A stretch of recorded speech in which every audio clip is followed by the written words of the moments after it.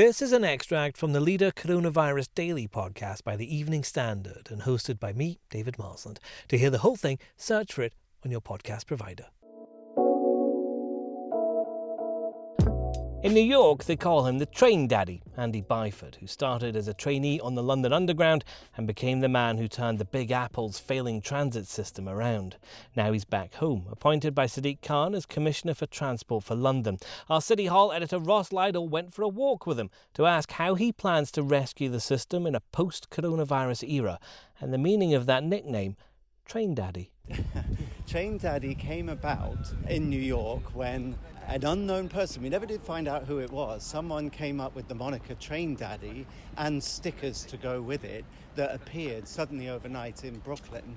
And basically it was a transit fan who liked what we were doing at New York City Transit and wanted to express support for the fact that we were clearly on the customer's side and trying to turn transit around. It caught on. I used to get people come up to me in the street in New York and say, "Hey, Train Daddy, how are you doing?"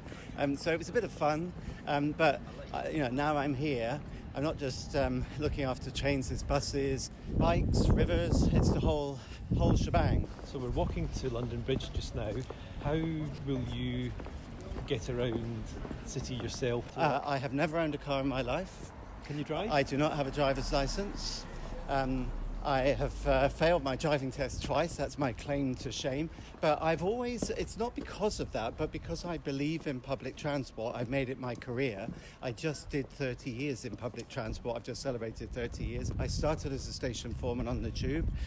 I've always relied on public transport. My dad worked for London Transport for a while. My granddad drove a bus for 40 years through the Blitz. So I've always relied on public transport to get about. I walk a lot. I don't really cycle. I can cycle. I don't have a bike at the moment. But I also passionately believe that transport leaders should use the service, because that's the only way then you can test the product. You can see for yourself how clean it is, how punctual it is. I like to talk to customers. I like to talk to my staff. So I think you cannot run a transport system from a desk. You've got to get out there, out and about. Yeah, I guess my vision for the next 5 years would be that obviously the Elizabeth line would be up and running, it would be a real success, the Northern Line extension would be open, further progress would have been made to make the Tube more accessible. It's a passion of mine. It was in Toronto, it was in New York, and it will be here. How will you get Londoners back on public transport? Well, I think we're already beginning to see people come back. The ridership is slowly increasing both on buses and on the Tube and other modes. And I think the way we do it is carefully, progressively, rebuilding people's confidence or giving people confidence that public transit is clean, that it is safe to travel on, that it is the best way of getting around the city. What we do not want is everyone or people to migrate to cars. If we end up with a car-led recovery, we will just end up with gridlock.